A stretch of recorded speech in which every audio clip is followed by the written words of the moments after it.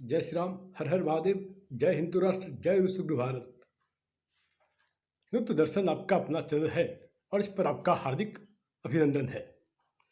मैं ब्रह्मानंद झा हिंदू दर्शन के माध्यम से आप सभी सनातन हिंदुओं को इस माँ भारती को विश्व गुरु के रूप में पुनर्स्थापित करने के लिए आप सभी का आह्वान करता हूँ।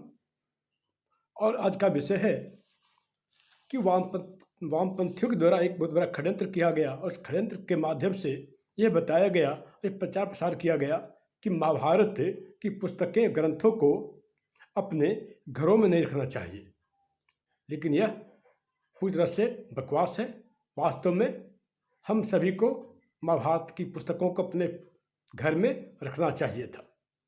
और इसको लेकर के वामपंथी इतिहासकारों, ईसाई मिशनरियों व इस्लामिक संगठनों के द्वारा एक बहुत बड़ी अफवाह फैला दी गई कि महाभारत की पुस्तकें, महाभारत की ग्रंथों को अपने घरों में नहीं रखना चाहिए। यही कारण है कि हर घर में रामायण, रामचरितमानस आपको देखने को मिल जाएगी, परंतु महाभारत की पुस्तकें, जिसे कि जय संहिता के नाम से भी जाना जाता है, जिसकी रचना महर्षि वेदव्यास जी ने की थी, आपको देखने को नहीं मिलेगी। वास्तविकता तो यह है कि वामपंथियों, इस्लामिक संगठनों व इस्लामिक मिशनरियों के द्वारा एक बहुत बड़ा षड्यंत्र था। और ये षड्यंत्र यह था कि सनातन धर्म के मानने वाले सनातनी को कायर बनाए रखा जाए और वह कायर हो जाए, वो अपनी लड़ाई लड़ना भूल जाएं और उन्हें मानसिक रूप से वह गुलाम हो जाए, मानसिक रूप से वो कमज़ोर हो जाए। यदि हम सभी सत्य सनातन हिंदू धर्म में आस्था रखने वाले हिंदुओं ने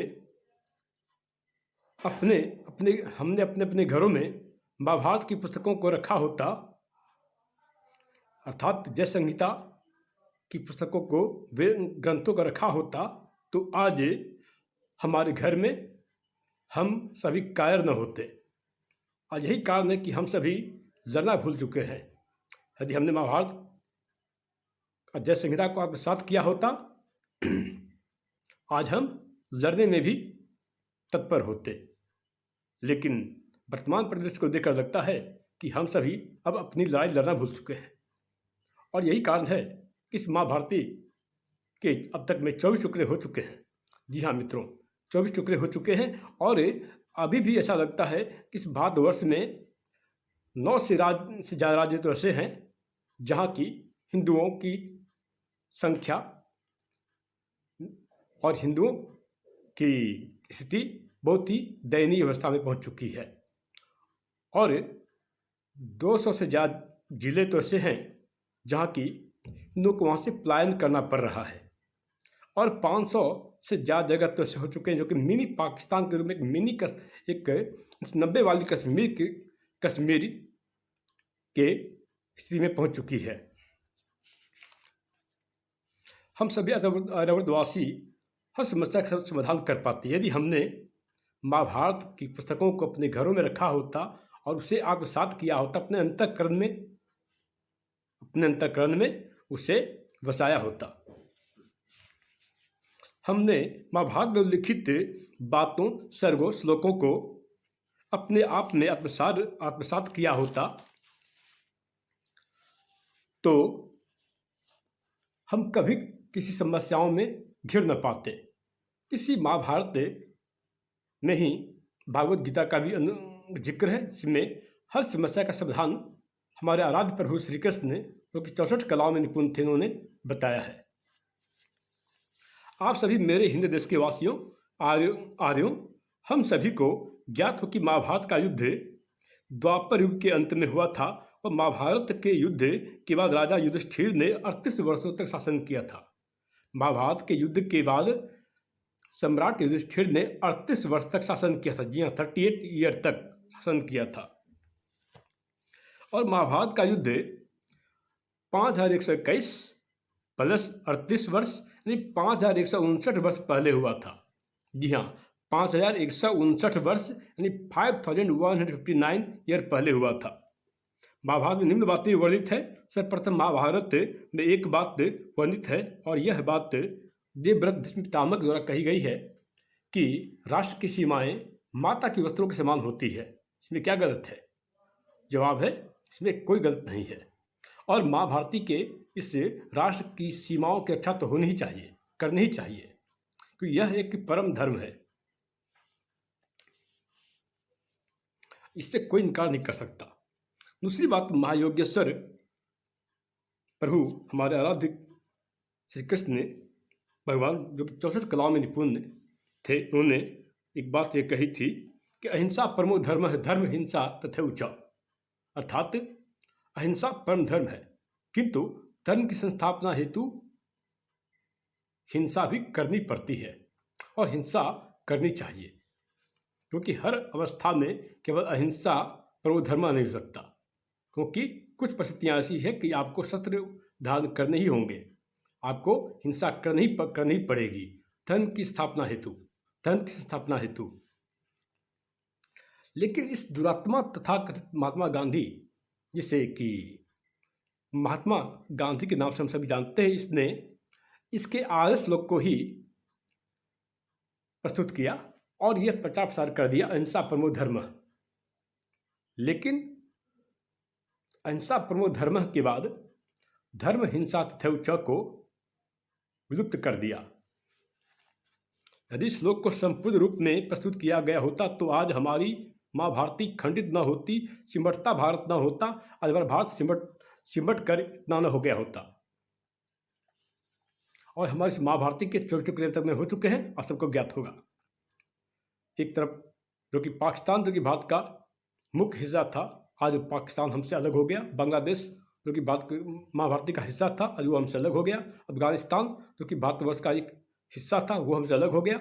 और जो आज काबुल, जो कि कुंभा नगरी के नाम से जाना जाता है, वो अभी माँ भारती का अभिन्न हिस्सा था। आपको बता दूं कि अफगानिस्तान के अंतिम शासक, अंतिम राजा का नाम था जयपाल, और अफगानिस्तान के अंतिम प्रधानमंत्री सन 1805 ईस्वी में यहाँ के प्रधानमंत्री थे नंदराज टिक्कू। लेकिन आज वो भी हमारे हाथों से जाता रहा। और आज जो नेपाल है वो पहले देवघर के नाम से जाना जाता था, जो कि हमारे इस माँ भारती का हिस्सा न रहा। ठीक ऐसे ही आज पाकिस्तान में जो लाहौर है, पहले वो लवपुर हुआ करता था, जो कि हमारे हाथों से जाता रहा। आज जो कराची है, पहले नाम कुशपुर हुआ करता था, जो कि हमारे हाथों से जाता रहा। आखिर कब तक हम ये खोते रहेंगे? उत्तर यह है कि हम इसलिए खोते रह रहे हैं कि हम लड़ना भूल चुके हैं और हमने जातियों में आपस में बढ़कर हम रह चुके हैं। महाभारत में एक श्लोक यह भी है कि यतो धर्म ततो जय, अर्थात जहाँ धर्म है वहीं जय है, जहाँ धर्म है वहीं विजय है। इसमें क्या गलत है? क्या धर्म के लिए लड़ना सही नहीं है? और धर्म ना होना चाहिए? धर्म तो होना ही चाहिए, और जय तो वहीं पर होगी जहाँ पर कि धर्म होगा।